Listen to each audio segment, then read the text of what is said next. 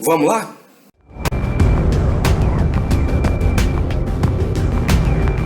O que é Star Wars?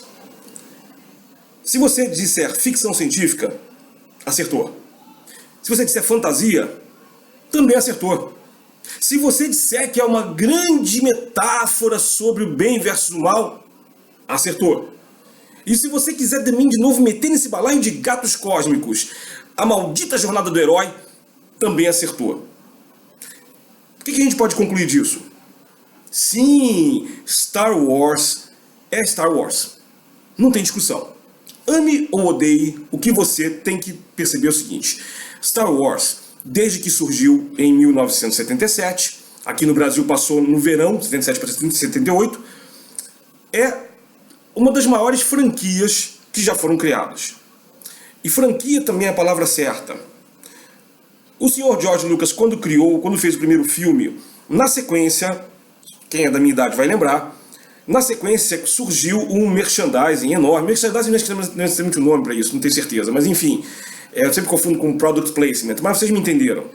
É toda essa questão de você ter vários produtos associados para vender relacionados ao filme. No caso aí, no comecinho foram camisetas e bonequinhos.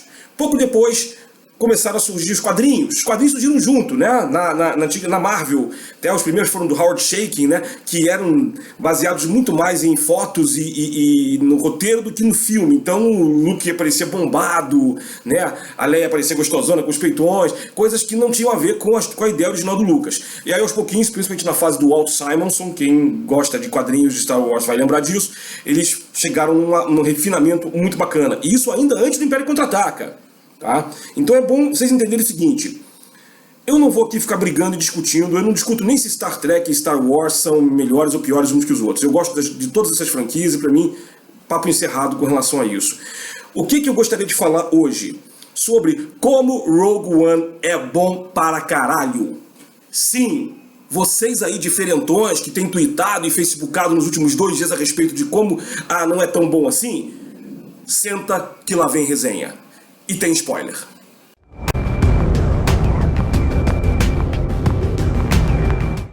Pois bem, se a gente partir do pressuposto que Star Wars é Star Wars, vocês poderão ter toda a razão de chegar e dizer, puxa, mas o estilo desse filme, Rogue One, é muito diferente do que a gente está acostumado em todos os 7 filmes da saga. Aí a gente vai ter que fazer um ajuste de percurso com relação ao que eu falei no começo. Star Wars é tudo isso que eu falei antes. Dentro da ficção científica, ela se encaixa muito numa categoria muito especial chamada Space Opera, que eu não me lembro se já falei para vocês em algum programa antes, acredito que não. Space Opera é aquela coisa que a tradução é bem isso mesmo do inglês, ópera espacial, aquela coisa grandiloquente, né? Eu falei acho que no primeiro programa lá em Neverness. Dei uma olhadinha aí, vou ver se consigo colocar em algum lugar aqui da tela para ver se vocês conseguem clicar e assistir. O que acontece com o Space Opera? É uma coisa exagerada. Então não tem que fazer tanto sentido assim. Tanto que se vale de certos elementos que cientificamente não fazem sentido. A própria questão do hiperespaço é um plot device elegante para as naves não precisarem ficar décadas andando com a velocidade da luz, né, abaixo da velocidade da luz.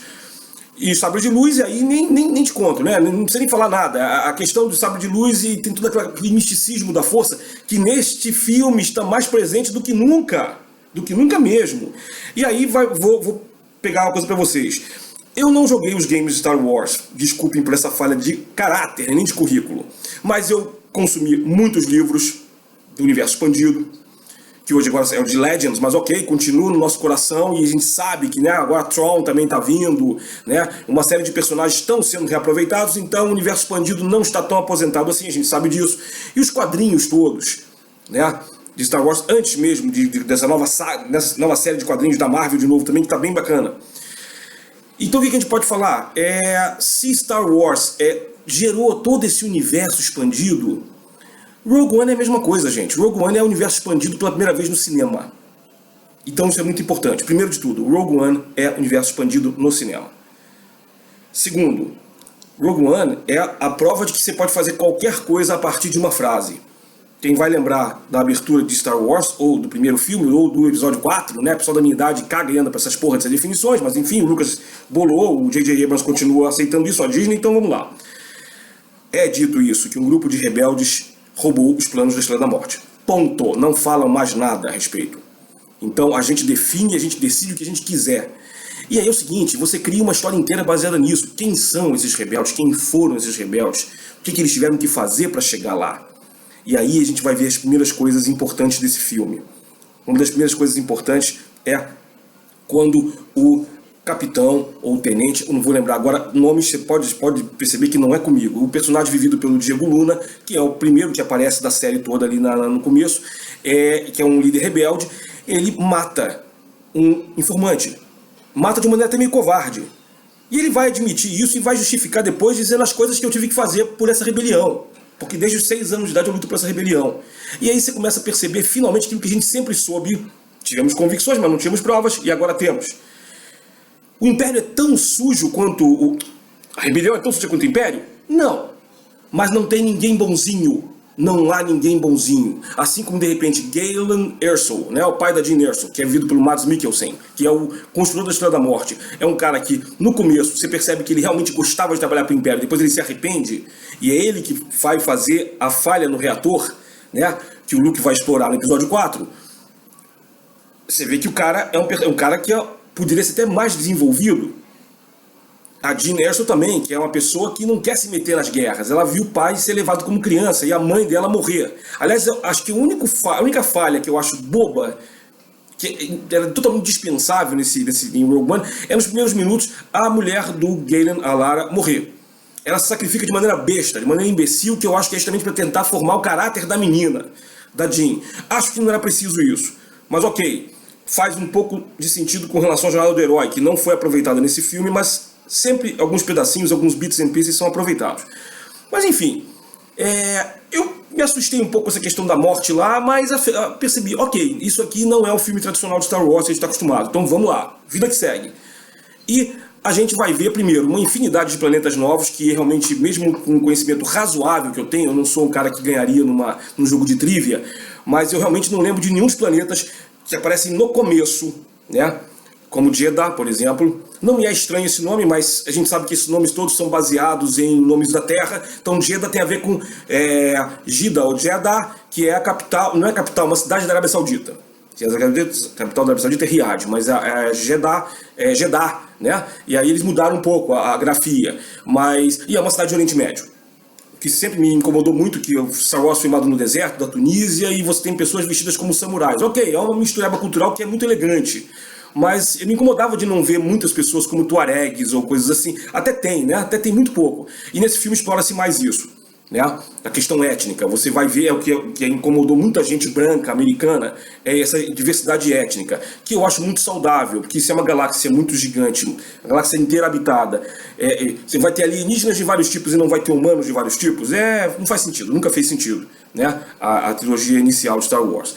Então, nesse sentido, é muito bacana a gente ver toda essa questão aí da diversidade.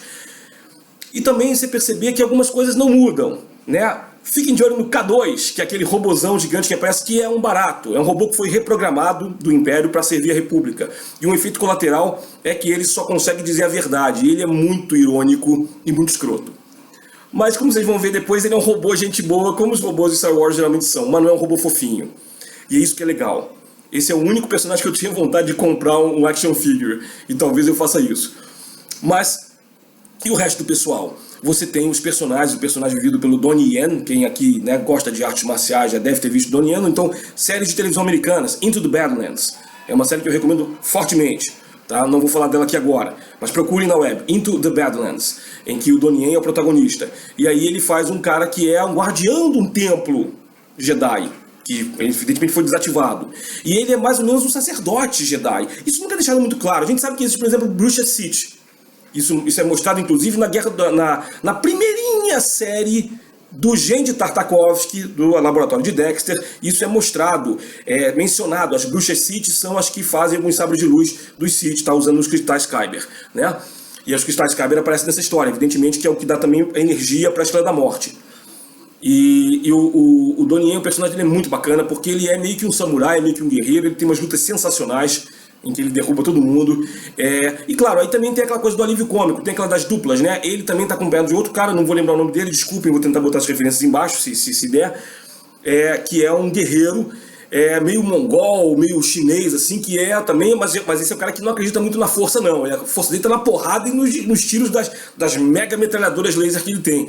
E é um barato porque é a dupla que fica quase que alívio cômico, mas não é. É um pessoal, muito interessante. Aí você vai ver que nesses momentos o roteiro ele segue o padrãozinho tradicional de criação dos personagens.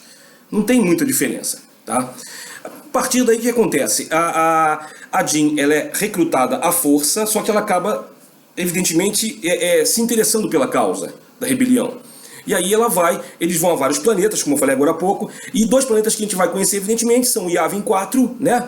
Que é o planeta que não era nomeado no começo do primeiro filme, que é a base rebelde que é afetada, que é quase atacada pela Estrela da Morte, da onde o Luke e os esquadrões vão partir para destruir a Estrela da Morte.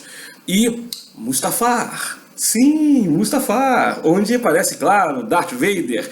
O Vader, isso nunca é comentado na série, né, nos filmes todos, mas o Vader a base de operações dele é em Mustafar, né, e ali a gente vê uma vez um momento dele num tanque de nutrientes. Deve ser parecido com aquele nutrientes do segundo filme do Império Contra-Ataca, em que o Luke fica um tempo, né, se recuperando dos ferimentos lá do Monstro das Neves, lá no começo do filme. E depois rapidamente ele aparece de novo, a voz do James Earl Jones, até onde eu salvo engano, acredito que sim, eu tenho que reconhecer, não consegui achar o nome dele nos créditos finais, mas na hora eu fiquei tão emocionado com o final do filme que realmente esse detalhe me escapou, mas acredito que seja ele. Não gostei muito do capacete do Vader, foi meio que sofreu umas mudancinhas, ele tá mais fosco, aqui as lentes brilham meio avermelhadas de vez em quando, e eu não gostei disso. Alguém, por favor, depois pode botar nos comentários aqui alguma referência, se isso tem alguma referência de game ou de alguma outra coisa, mas não tem muito a ver com o capacete tradicional não, né? Até onde eu lembro. Tenho revisto volta e meia os filmes e não tenho achado esse design específico do material do capacete. Mas de novo, isso é coisa de nerd, tá? Isso é meio babaca, então relevem. O personagem principal aí, do lado do Império, é o general ou capitão, coronel, vou fazer uma pausa. Peter Cushing.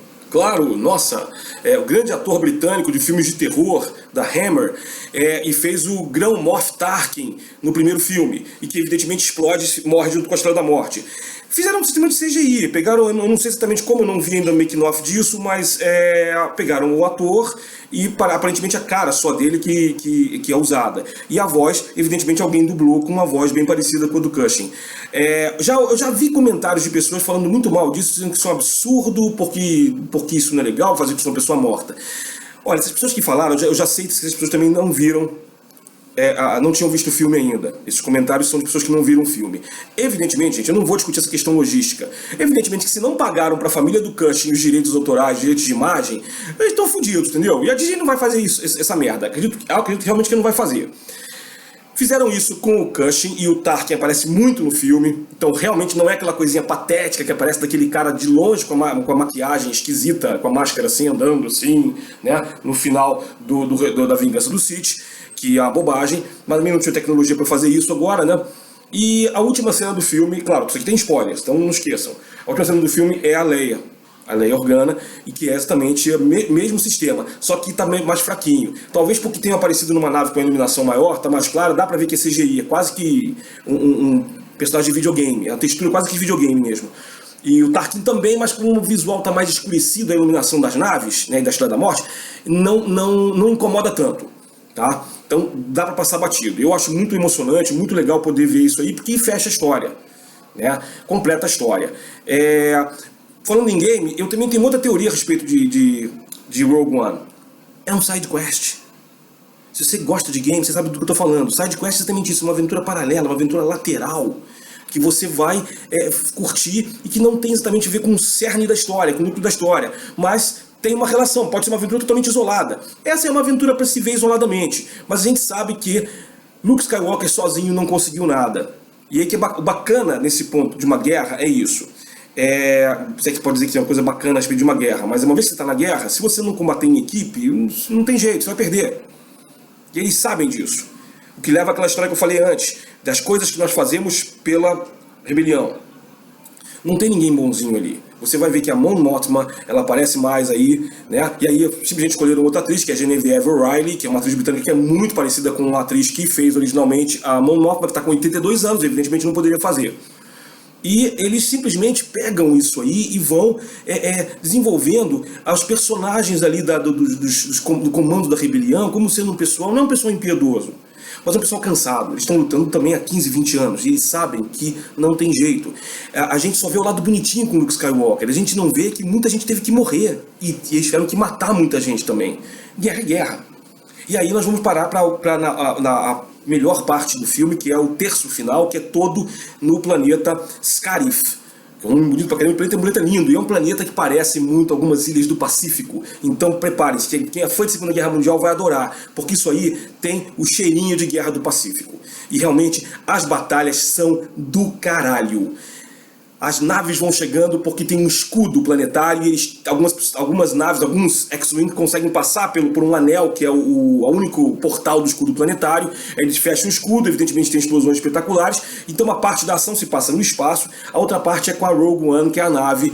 O Rogue One é o call sign da nave, que tem todo esse pessoal aí que eu falei agora há pouco, do Donnie Yen, do outro parceiro dele lá, o chinês, da Felicity Jones, né, que faz a Jyn Erso, né, do piloto também, que é um piloto que desertou da rebelião e era amigo do Galen Erso, né? Então você tem aí 4, 5 atores principais, mais o robô. Que quem faz a voz do robô, lembrei agora, é o Alan Tudyk, que era o piloto de Firefly, que é um cara engraçadinho, piadista, e para isso serviu muito bem, a voz dele ficou muito legal. E, gente, eu acho que não é spoiler nenhum, porque todo mundo imagina o que aconteceu com esses caras, né? Todo mundo morre. Não sobra ninguém. Mas é emocionante, porque não tem violininho tocando para essas mortes. Elas são cruas. Alguns desses morrem de maneira estúpida, que é como uma guerra. A batalha é muito legal, a batalha tem uma estratégia legal, é uma coisa meio feita em cima da pinta, mas quase todo mundo ali é lutador. Talvez menos a Jyn Erso, mas a Jyn tem culhão. Entendeu? Que mulher tem muito mais do que homem, vocês sabem disso. E é por isso que, na verdade, Star Wars é um grande matriarcado, e é melhor que seja assim, né? Porque se depender de nós homens, a gente está fudido, veja o Império. Então, ela comanda esse grupo do Rogue One. E eles conseguem, finalmente, roubar os planos da Estrela da Morte. Cara, e é filme também de guerra, um que não tem nada a ver com Guerra do Pacífico, mas os Canhões de Navarone, por exemplo. Assistam os Canhões de Navarone. Os 12 Condenados também. São filmes em que quase todo mundo morre no final, ou todo mundo, mas eles conseguem as missões. Né? São filmes de sacrifício, que mostram que a guerra não é um lugar bonito, não é uma coisa bonita. Star Wars ela acaba mostrando que a guerra é uma coisa bonita, te distancia de um olhar crítico sobre a guerra. Talvez por isso muita gente não tenha gostado de Rogue One, por achar que é muito pouco Star Wars. Gente, lamento, mas o título de Star Wars é o quê? Guerra nas Estrelas, é guerra, guerra é guerra. Né? Vão ver e tirem os preconceitos da cabeça. Eu tenho certeza de que vocês vão gostar. Obrigado e até a próxima.